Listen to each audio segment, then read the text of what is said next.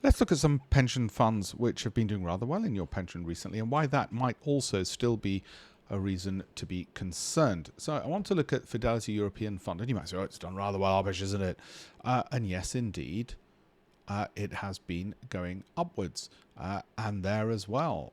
Okay, all very good, you might say. So what is the strategy now that it's somewhat overbought? Are we at this pace? And the reason that is of concern is because these prolonged periods of gains lead to complacency. And then when the market falls and all those gains go and you're back on snakes and ladders, you climbed the ladder, you've gone all the way back, but you didn't have an exit strategy. You didn't know how to get out other than, oh, I'll just buy and hold forever, which is fine, Alpesh, because look, from 2021, I'm okay over there. In this instance, yes, there are prolonged periods of 0% gains, 0% gains. If there is no strategy other than to buy and hold, that is perfectly fine as long as you think it's something which you can buy and hold in. Here's another point on diversification, however. European fund, Asia Pacific, almost identical.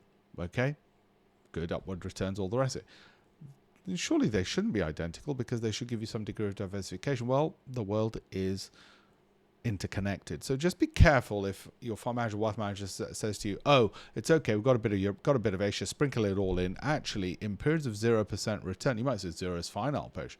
Well, for 3 years, no. Because in 2021, you had one of the biggest bull runs. 2022, yes, you had a falling market. So in that year, 0 is fine, except you didn't have 0.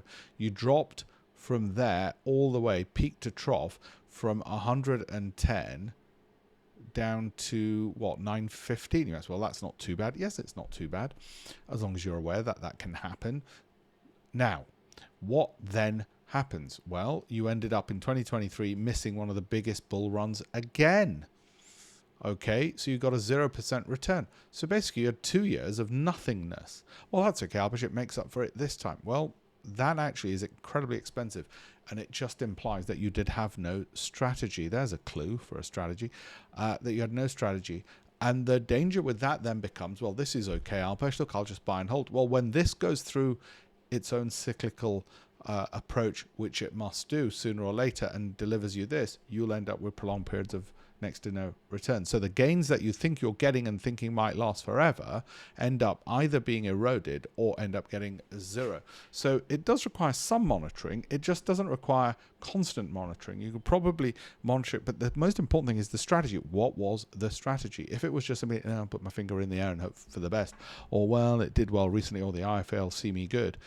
As you can see there, no, the good times will be followed by bad or mediocre times. And just saying I'll just hold and put my head in the sand isn't the way to go.